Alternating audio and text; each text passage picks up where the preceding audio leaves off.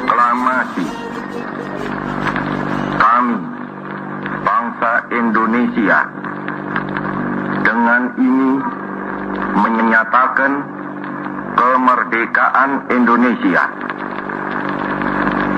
Hal-hal yang mengenai pemindahan kekuasaan dan lain-lain diselenggarakan dengan cara saksama dan dalam tempo yang sesingkat-singkatnya.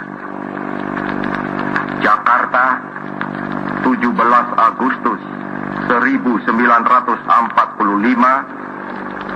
atas nama bangsa Indonesia, Soekarno-Hatta. Tadi kita sudah menyaksikan video pembacaan proklamasi yang dibacakan oleh tokoh proklamator Indonesia, yaitu Bapak Soekarno dan Bapak Muhammad Hatta. Selain beliau, ada pun tokoh-tokoh yang berkecimpung di dalam yang membantu proses proklamasi adalah Sayuti Melik selaku tokoh yang mengetik naskah proklamasi. Kemudian ada Ibu Fatmawati yang menjahit bendera merah putih. Dan ada Pak Suwiryo selaku wali kota Jakarta yang membantu proses penaikan bendera. Kemudian ada Bapak Prasmendur, ya. Beliau adalah fotografer yang mengabadikan foto-foto yang terjadi pada masa proklamasi. Kemudian ada BM Dia, beliau adalah wartawan yang mengirimkan berita-berita ke seluruh penjuru Indonesia. Dan ada Syahrudin, beliau adalah tokoh yang mengirimkan informasi melalui radio tentang kemerdekaan Indonesia pada masa saat itu. Merdeka, teriakan semangat dan kegembiraan rakyat Indonesia menyambut kemerdekaan ternyata tidak berlangsung lama. Karena sebulan kemudian, tentara sekutu kembali datang ke Indonesia dengan dibonceng tentara Belanda yang ingin kembali mengambil alih pemerintahan di Indonesia. Sehingga terjadi pertempuran di beberapa daerah yang ingin kembali mengusir tentara sekutu dan tentara Belanda dari Indonesia. Kita simak yuk videonya. Bismillahirrahmanirrahim. Merdeka! Saudara-saudara, rakyat jelata di seluruh Indonesia, terutama saudara-saudara penduduk kota Surabaya, kita semuanya telah mengetahui bahwa hari ini tentara Inggris telah menyebarkan pamflet-pamflet yang memberikan suatu ancaman kepada kita semua. Kita diwajibkan untuk dalam waktu yang mereka tentukan menyerahkan senjata-senjata yang telah kita rebut dari tangannya tentara Jepang. Mereka telah minta supaya kita datang pada mereka itu dengan mengangkat tangan. Mereka telah minta supaya kita semua datang pada mereka itu dengan membawa bendera putih, tanda bahwa kita menyerah kepada mereka. Saudara-saudara, di dalam pertempuran-pertempuran yang lampau, kita sekalian telah menunjukkan bahwa rakyat Indonesia di Surabaya, pemuda-pemuda yang berasal dari Maluku, pemuda-pemuda yang berasal dari Sulawesi, pemuda-pemuda yang berasal dari Pulau Bali, pemuda-pemuda yang berasal dari Kalimantan, pemuda-pemuda dari seluruh Sumatera, pemuda Aceh, pemuda Tapanuli, dan seluruh pemuda Indonesia yang ada di Surabaya ini, di dalam pasukan-pasukan mereka masing-masing, dengan pasukan-pasukan rakyat yang dibentuk di kampung-kampung, telah menunjukkan satu pertahanan yang tidak bisa dijebol, telah menunjukkan satu kekuatan sehingga mereka itu terjepit di mana-mana. Hanya karena taktik yang licik daripada mereka itu, saudara-saudara, dengan mendatangkan presiden dan pemimpin-pemimpin lainnya ke Surabaya ini, maka kita tunduk untuk memberhentikan pertempuran. Tetapi pada masa itu mereka telah memperkuat diri, dan setelah kuat, sekarang inilah keadaannya. Saudara-saudara, kita semuanya, kita bangsa Indonesia yang ada di Surabaya ini, akan menerima tantangan tentara Inggris itu. Dan kalau pimpinan tentara Inggris yang ada di Surabaya ingin mendengarkan jawaban rakyat Indonesia, ingin mendengarkan jawaban seluruh pemuda Indonesia yang ada di Surabaya ini, dengarkanlah ini tentara Inggris. Ini jawaban kita. Ini jawaban rakyat Surabaya. Ini jawaban pemuda Indonesia kepada kau sekalian. Hei tentara Inggris, kau mengendaki bahwa kita ini akan membawa bendera putih untuk takluk kepadamu. Kau menyuruh kita mengangkat tangan datang kepadamu. Kau menyuruh kita membawa senjata-senjata yang telah kita rampas dari tentara Jepang untuk diserahkan kepadamu.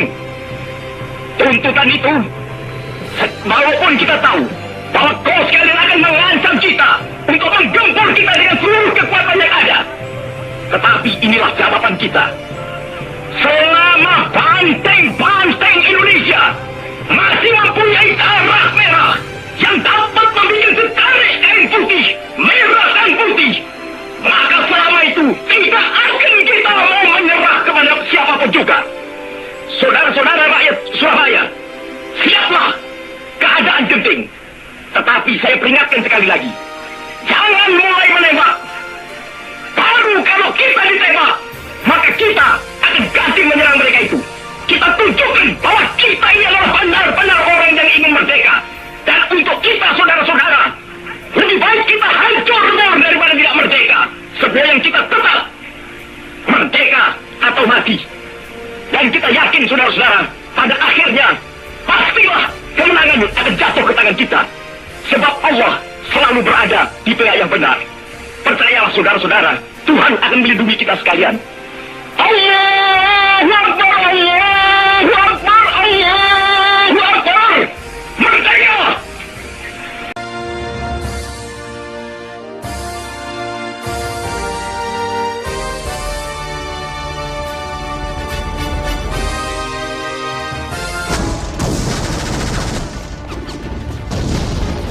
Tanggal 26 November 1945 di sektor selatan Ambarawa berlangsung serah terima pertempuran dari Mayor Imam Androgi kepada Letnan Kolonel Isdiman. Naas tak bisa dielakkan. Ketika acara berlangsung, sebuah pesawat cocol merah melintas dan menembaki para pejuang. Letnan Kolonel Isdiman menjadi korban dalam serangan tersebut. Ia akhirnya gugur setelah sempat dirawat sehari kemudian. Inilah yang menyebabkan marahnya Panglima Divisi 5 Purwokerto, Kolonel Sudirman. Sang kolonel pun berniat turun langsung memimpin operasi pembebasan Ambarawa dari pihak sekutu. Perang di Ambarawa merupakan salah satu perang terbesar dalam sejarah mempertahankan kemerdekaan negeri ini. Tak kurang dari 4 divisi dengan puluhan batalion dan resimen terlibat dalam serangan umum yang direncanakan oleh Kolonel Sudirman. Nama-nama besar seperti Mayor Ahmad Yani, Mayor Soeharto, hingga Letnan Kolonel Gatot Subroto juga turut berperan dalam serangan ini. Tanggal 12 Desember 1945, tepat pukul 5 pagi waktu Indonesia Barat, adalah waktu yang tercatat dalam sejarah dimulainya Palagan Ambarawa. Sepanjang hari, pasukan Republik sabar menunggu kesempatan menyerang tentara sekutu silih berganti. Semangat merdeka atau mati dipadukan dengan banyaknya pasukan yang terlibat menjadi modal utama para pejuang Republik dalam Palagan Ambarawa. Hingga pada akhirnya taktik Panglima Sudirman untuk menjepit pasukan sekutu dari berbagai arah memaksa mereka mundur keluar Ambarawa. Anak-anak, tadi kita sudah menyaksikan dan mendengar bagaimana seorang Bung Tomo memberikan pidato yang membakar semangat arek-arek Surabaya untuk melawan tentara Belanda, tentara sekutu keluar dari kota Surabaya. Dan kita juga sudah melihat bagaimana pertempuran di Ambarawa ya, yang berhasil mengeluarkan tentara sekutu dari kota Ambarawa dengan dipimpin oleh Jenderal Sudirman dengan tekniknya yaitu taktik sumpit udang. Nah, pertarungan yang berikutnya atau pertempuran yang berikutnya yaitu pertempuran 5 hari di Semarang. Ini terjadi pada tanggal 15 sampai 19 Oktober, Nak. Pada tahun yang sama, ya. Ini terjadi karena larinya tentara Jepang dan meninggalnya Dr. Karyadi yang merupakan tokoh pada saat pertempuran di kota Semarang.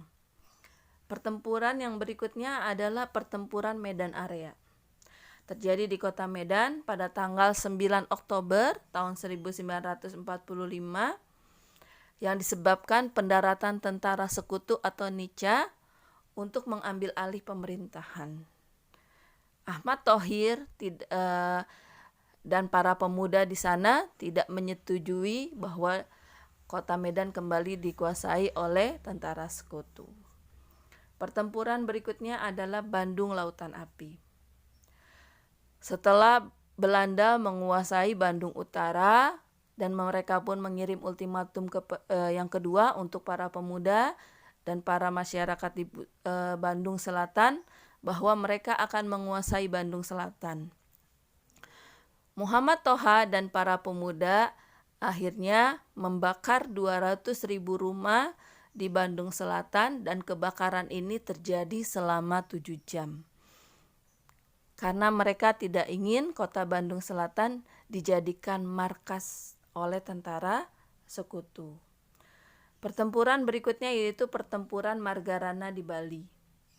Ini terjadi pada tanggal 20 November tahun 1946 ya, sebagai bentuk perlawanan habis-habisan untuk mengelusir pasukan Belanda ya. Dan pertempuran ini dipimpin oleh I Gusti Ngurah Rai. Mudah-mudahan kalian sebagai calon penerus bangsa Indonesia tetap menjaga kemerdekaan Indonesia dengan memiliki ya kemampuan dalam bidang teknologi disertai dengan kekuatan iman dan ketakwaan kalian kepada Allah Subhanahu wa taala.